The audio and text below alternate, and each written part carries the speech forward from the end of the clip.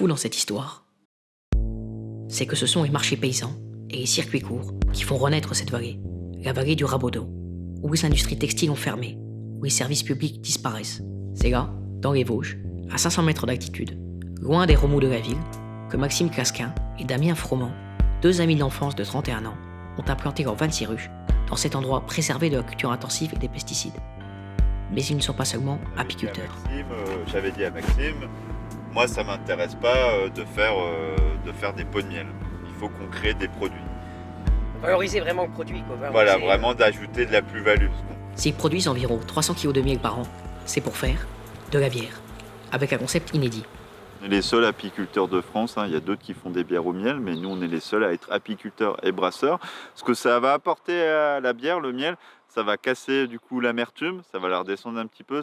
Et surtout, on va avoir une mousse vraiment qui va tenir longuement. À moins de 10 km de là, se trouve leur microbrasserie.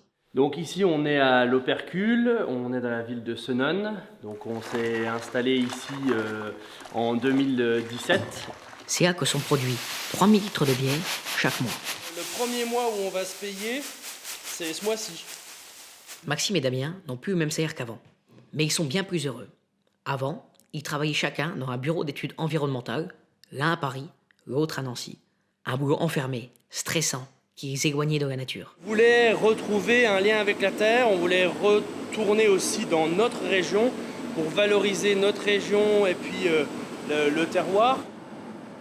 On commençait à avoir envie de quelque chose d'autre, de travailler avec nos mains, mais surtout en fait de contrôler un produit de A à Z. Café, restaurant, épicerie fine, magasin bio, les deux microbrasseurs livrent même la majeure partie de leur production à la main dans le massif des Vosges. Comme ici, chez l'apiculteur voisin, qui a son propre point de vente. C'est Jean-Marc Coche, le responsable qui a formé Maxime et Damien aux techniques apicoles. En échange, l'Opercule complète son offre de produits à base de miel. On préfère avoir des circuits très très courts et lorsqu'on parle de bio, on préfère parler de bio local. Nous, ça ne nous intéresserait pas de faire du bio puis de l'exporter dans d'autres pays.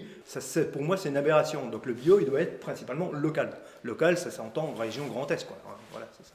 Pour la matière première, l'Opercule essaie de se fournir le plus localement possible. Le houblon provient d'Alsace, le malt de Belgique ou de Champagne-Ardenne, et le café de la bière de Noël d'un torréfacteur vosgien. Blonde, triple, et puis la bière qu'on a fait pour l'hiver, qui est en train de se finir là tranquillement. On aura bientôt pu.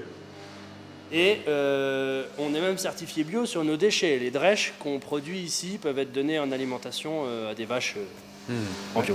Les brasseurs aussi sont bio. Ouais. C'est pas un peu paradoxal d'avoir cette affiche-là en face de... Si, c'est un peu... T'as raison, hein. C'est vrai que c'est Le paradoxal. plus fou dans cette histoire, c'est que je suis passé par essai agricole, comme eux. Que je souhaite suivre des études en écologie et aménagement à la fac de Metz, comme eux. Que je comptais travailler dans un bureau d'études environnementales, comme eux. Que je voudrais, finalement, simplement, vivre mes rêves, comme eux.